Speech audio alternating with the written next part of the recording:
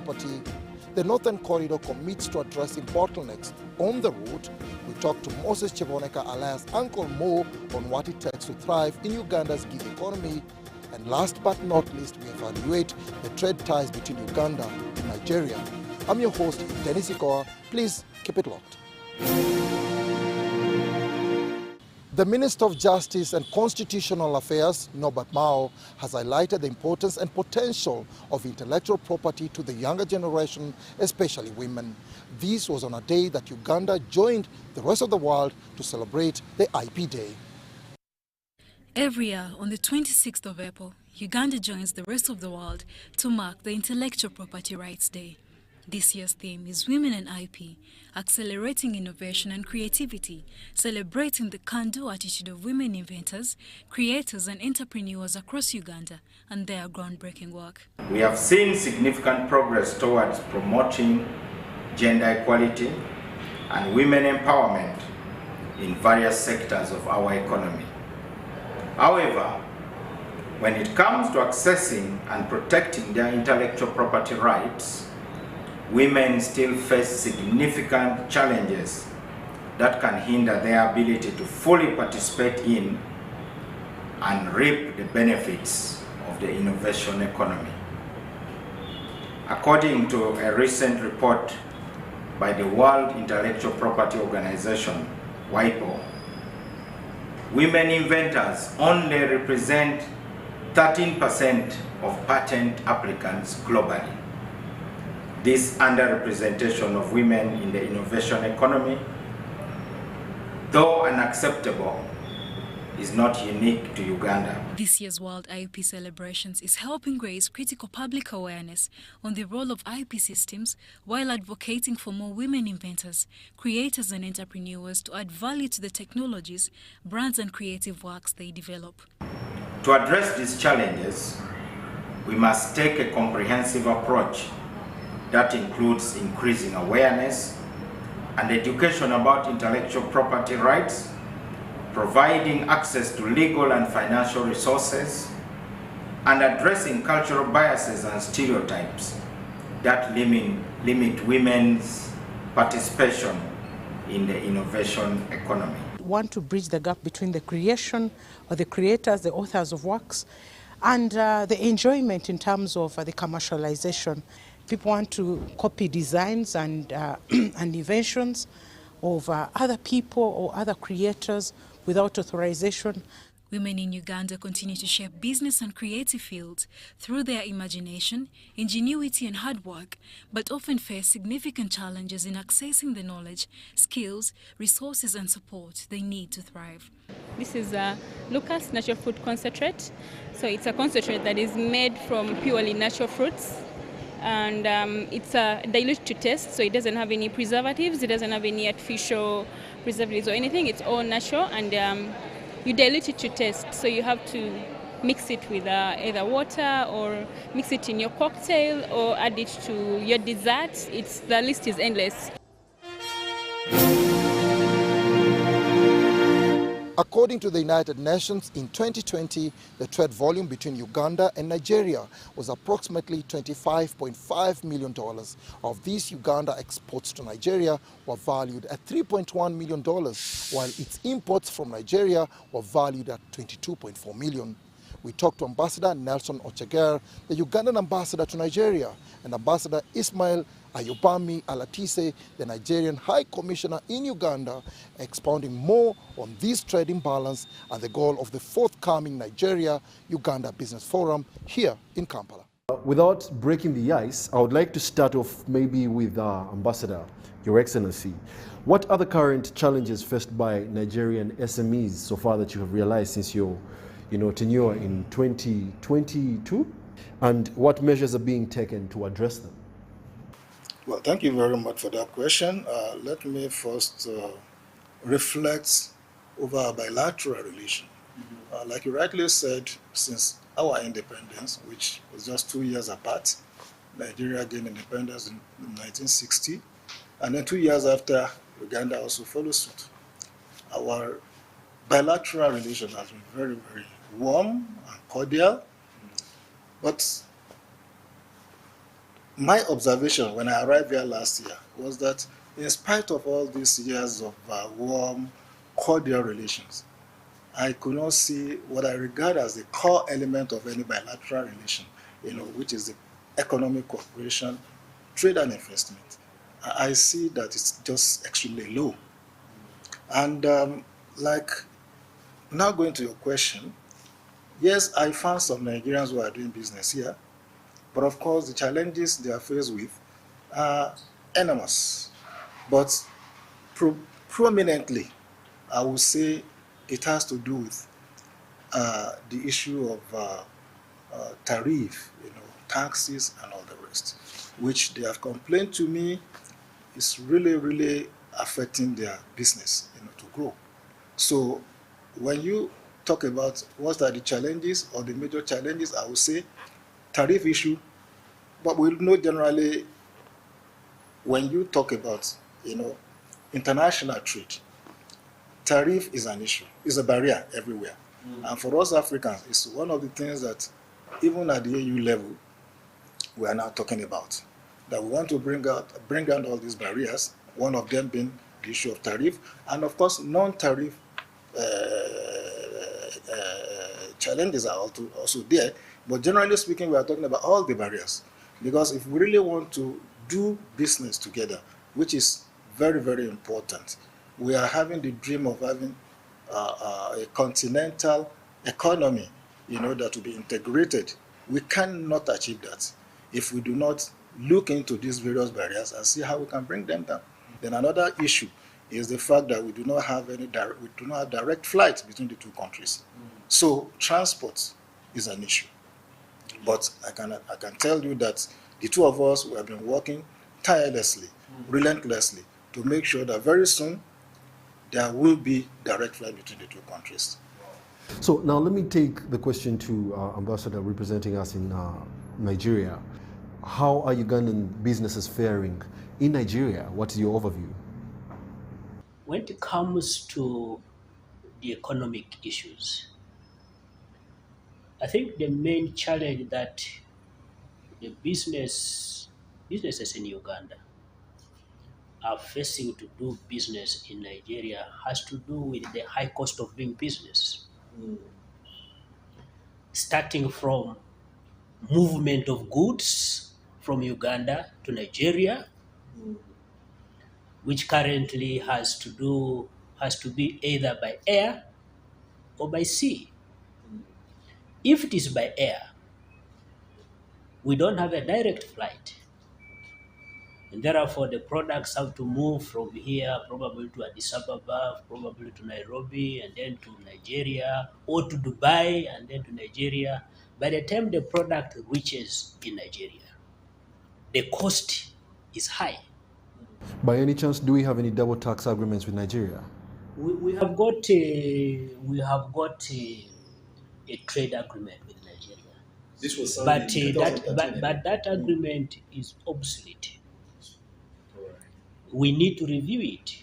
And I must report that together with my brother, we have started the process of reviewing not just that agreement, but all other agreements. But there is a silver lining, and that is the framework of the Africa Continental Free Trade Area. We're having the Nigeria-Uganda Business Summit in the coming week. How do you plan to expedite the business summit? This summit provides us with an opportunity to first and foremost share information. We are going to have the public sector, we are going to have the private sector. At the public sector level, we are committed to informing the private sector that we are doing our level best to create a conducive environment for the private sector to do business. First, as he has said, the bilateral relations between our countries is excellent, and it keeps on improving day by day. But we must translate those relations to benefit the Ugandans, to benefit the Nigerians. And how do they benefit? By the private sector taking advantage of this conducive environment that we are trying to create for them to do business. The Nigerian-Ugandan Business and Investment Forum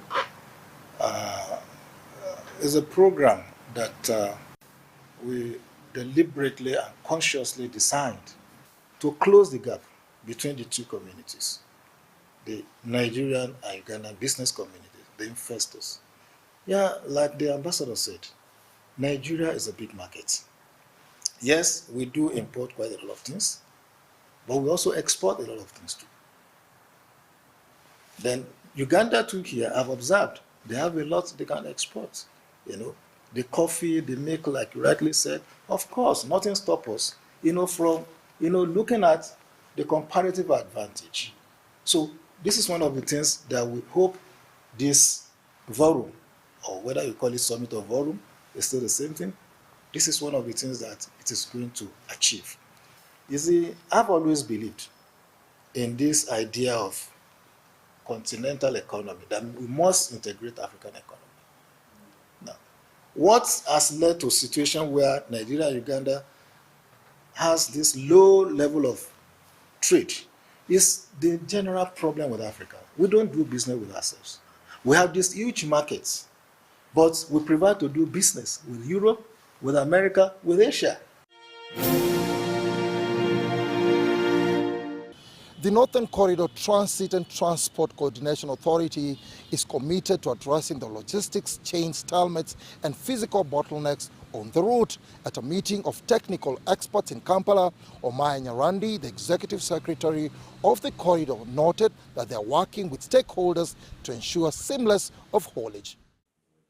The Northern Corridor, served by the Port of Mombasa in Kenya, is instrumental to regional development and more so to Uganda, and it is on this backdrop that the meeting of technical experts from Uganda and Kenya has been held in Kampala. When you talk of Northern Corridor taking 98% of Uganda cargo, you are talking of almost 8 million. So Uganda is very key to Kenya, and every effort should be made between the Port of Mombasa, Kenya Ports Authority, and the Northern Corridor to ensure that we still remain partners.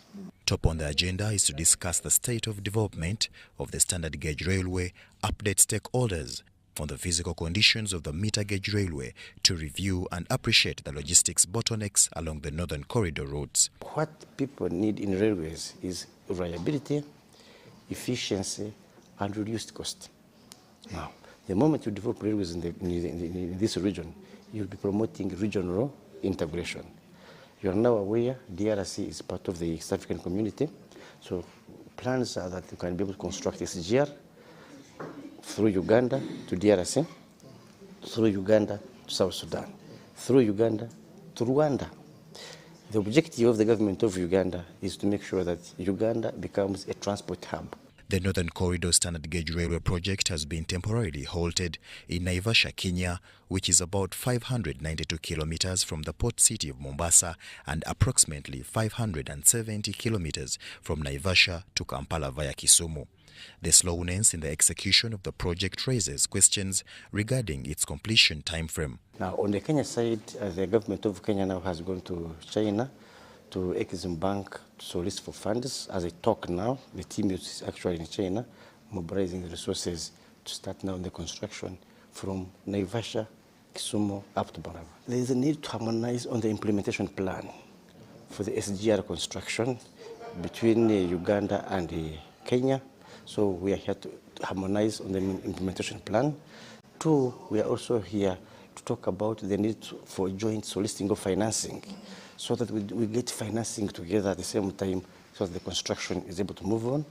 Despite its relevancy, the corridor faces numerous challenges that affect efficient cargo and logistics services, and they include dilapidated infrastructure, vandalism, and inefficient intermodal connectivity.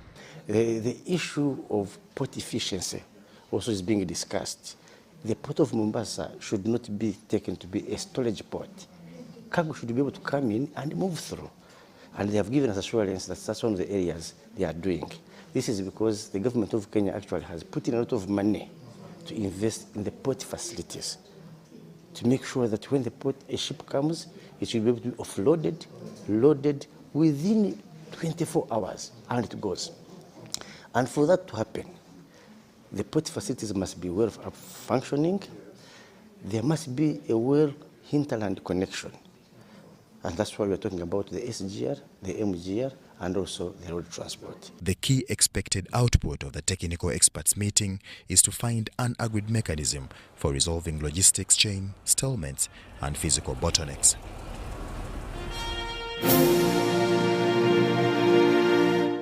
In our Business Roundup exclusive interview, we talked to Uncle Mo, a digital influencer, on what it takes to grow and thrive in Uganda's gig economy. For those of you who don't know about the gig economy, a gig economy is a labor market that relies on temporary and part-time positions filled by freelancers rather than full-time employees. Check this out. Okay, we are joined by a very popular person. It's a very familiar face for some of us who are on Twitter, and he goes by the names of Uncle Mo. Okay, I don't know what Uncle Mo stands for, but he is right here with us in the Business Roundup exclusive interview. You have the opportunity to introduce yourself, and yeah, there are people out there watching and really want to know more about you. My name is Moses Chivoneka, and Uncle Mo is a nickname I got from my friends.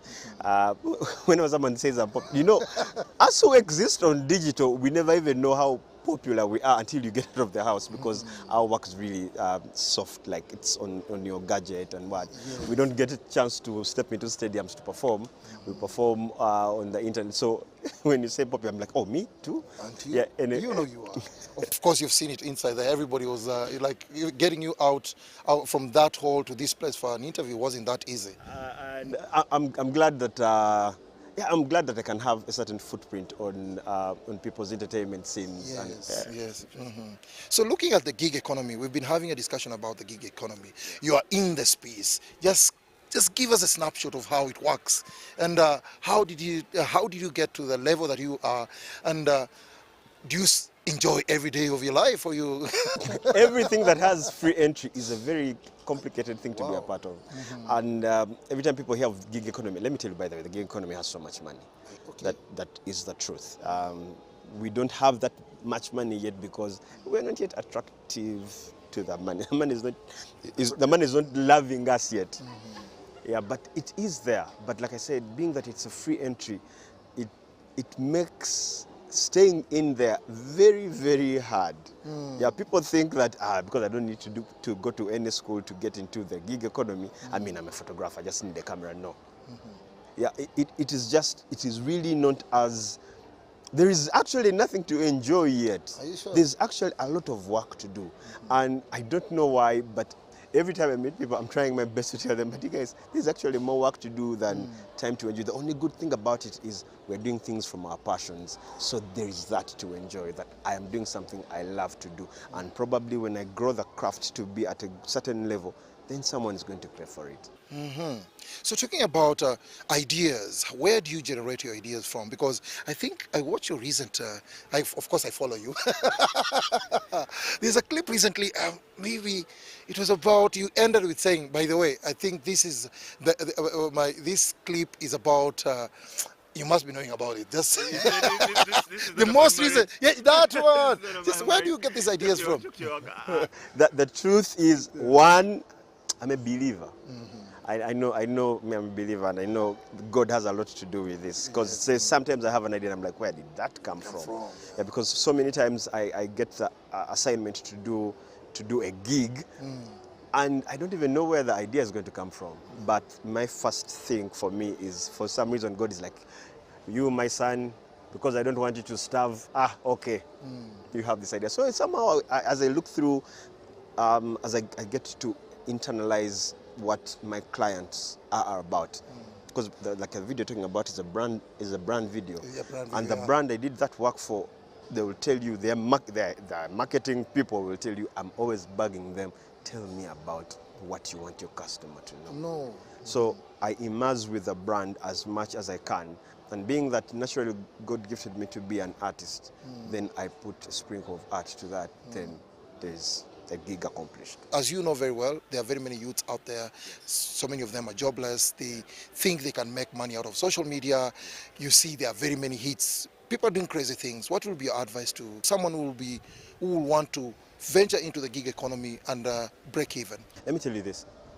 when COVID happened, the digital world grew what it would have grown in 8 years, Yes. in 8 months. Wow. Now, you want to be a part of that. It just shows that the scale at which this wildfire that is digital is moving is crazy. And if I had a chance to speak to as many young people as I can, I'm glad I have a chance to tell people things I never got a chance to be told. The possibilities are limitless. You're not even limited to just your country. When it goes digital, it's international. Yes. Like, for the first time, it's in your hands. Like, it's up to you. You know you can't enter Lugogo and you start a show like on your own. Just enter there, you guys. Let me just be singing as people come in. Yes, that is You what can't. But the internet has given us a chance to open up a stage, and for some reason, like, some 20 people will come and watch. Now, if those 20 people like what you're doing, they will become 40. The 40 will become 100, will become 1,000, will become 10,000. People have millions and millions of followers. And they didn't have to open up any stadium to perform. And right now we are talking, but someone is on their phone right now watching a video I made. Yes. So digital has given us a chance that we can multiply ourselves. Why can't you tap into a business that multiplies us? I am here talking to you, but I know God bringing someone is somewhere watching something I've done. I have a view, I have an endorsement or something. Someone is saying, this is good. I did that, this is good work a long time ago. But digital has given me a chance that it stays there, that I don't have to be making, what they call them, a CV. yes, yes. This is what I'm about. No, someone can really just go and check my digital footprint and know what I am about. That's the reason why it's also very important for us to be responsible online, because the internet, like the North, it doesn't forget. Wow. We know, of course, artists, musicians are paid a lot of money to perform. Do you also get some good money in as far as... I don't know the definition of the word good, but I've been glad that people I work with, they come in and say thank you in one way or another. So, So, and that's why I'm telling people they should get into it, because, some people appreciate good work. Okay. Locally, internationally, you've gone all over? I mean, I did a gig in Turkey. I've done work. I was here in Chireka, and someone told me, you come. It's probably one of the biggest hospitals in Europe. Come and put our brand out in East Africa. And I got on the plane, went and shot content in Antalya, in Istanbul. So we're getting to the tail end of this interview. What will be your 2 or 3 words of advice to the young people out there who obviously are the ones who use the internet space every other day of their lives? Some of them are really trying to utilize it to make substantial income. It's the problem most of us have is we treat this as an event. Like someone can come to you and like, I'm the guy who did the other video, you can't be the guy who did the other video. You should be the guy who does videos. So for me, the only thing I want to tell them is practice. Just keep doing it. So many people are who they are because they did things that other people didn't do. Like they're the people who kept on. Just keep on. You're only as good as what you practice. Wow. And how long does it take for one to maybe to break even or get out there, break the ceiling, and get known, become famous like you? And still and obviously make money. And still, you see, that is again another wrong perception to or look attitude, at it. It is what is good enough. Like, how long it's maintenance? Like, how long can you? How long is it going to take you to be good at it? Then, how long is it going to take you to maintain being good? Yes. That's what it takes. All right. Thank you so much, sir. Thank you, Uncle. I've been happy to come to be on the show, man. Investors are urged to prioritize locals when employing. The appeal was made by the Minister of Kampala in Bunga, a Kampala suburb, at the launch of Starbucks International 96th gas station in Uganda. Let's have a look. Although government has in the recent years elevated some towns across the country into cities, Kampala continues to attract more people, especially those in search for employment and better living. The surge in urban population is attracting massive investment opportunities. They have given jobs to our youths because these are young Ugandans who are working for the petrol stations. I've told them not to bring people from outside, but they should work within our people. They should work with our youths in Kampala who are looking for jobs. So many youths are employed, but they don't have jobs. So if they can employ these people, not from Kenya, not from Tanzania, these are Ugandans, especially in Kampala. As a minister for Kampala, I would at least support them to work with my people in Kampala because there are too many unemployed people. And I will also look around and see that they only bring Ugandans here, not people from outside Uganda. Starbex International, an oil marketing firm, is one of the rapidly growing fuel subsector players. In just over a decade, the company has expanded and diversified its business. We would love to work together to see to it that we have our stations operating and reach out to our customers because of the overwhelming demand from our customers, and also create employment through having, because this station alone employs directly about 14 people, you see. So if you have another 40 stations running, so we will have at least enough capacity to have our employment scale go up in Kampala. However, local investors decry bureaucratic processes at the Kampala Capital City Authority, which they claim slows down their business expansion goals. But we have issues with the KCCA, the clearance, the approvals of plans, they're not approving plans. So it is really slowing down the process of investment. I will continue supporting them, and I will talk to KCCA that we should support such developments in our community. The estimated Kampala metropolitan population is about 3.9 million people, which makes Kampala the most populated urban center in Uganda. Denis Sigoa and Juman Samba for UBC Business.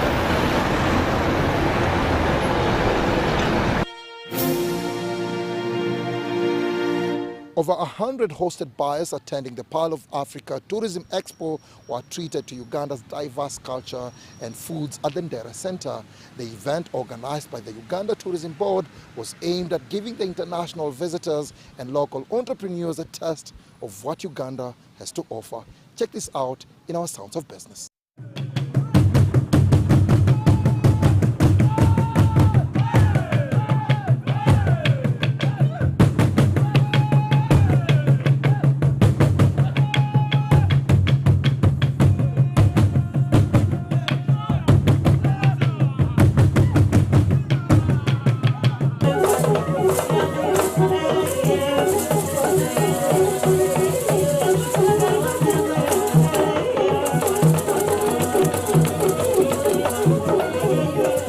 Emphasizing partnerships with the global community, partnerships with the regional community.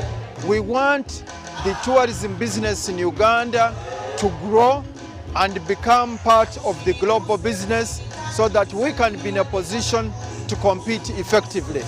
But more importantly also, we have had a feedback from our host buyers. They have been able to tell us the areas where we need to improve in order to be in a position to attract even bigger business. So that's what we are trying to look at.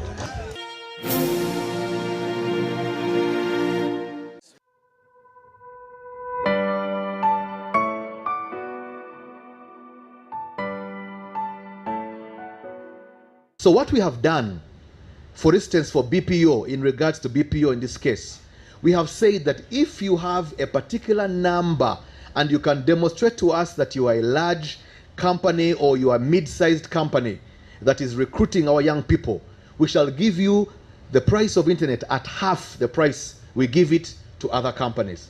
So we are giving this as an incentive to many business process outsourcing companies so that we can encourage them to grow.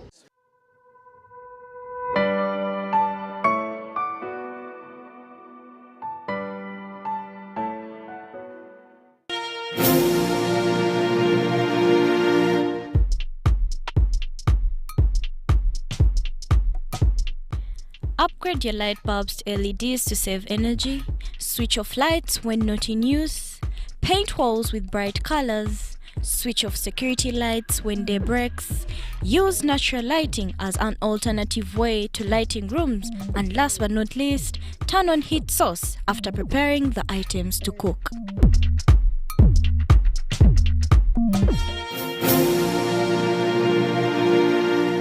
We are signing out. Another month is done. We are closing in on a half a year. I know most students and pupils are back home for holidays. Please keep them busy with productive work. We are glad you made a date with the Business Roundup. See you in the month of May. Stay tuned. I'm your host, Denis Sigoa. Bye-bye and check you soon.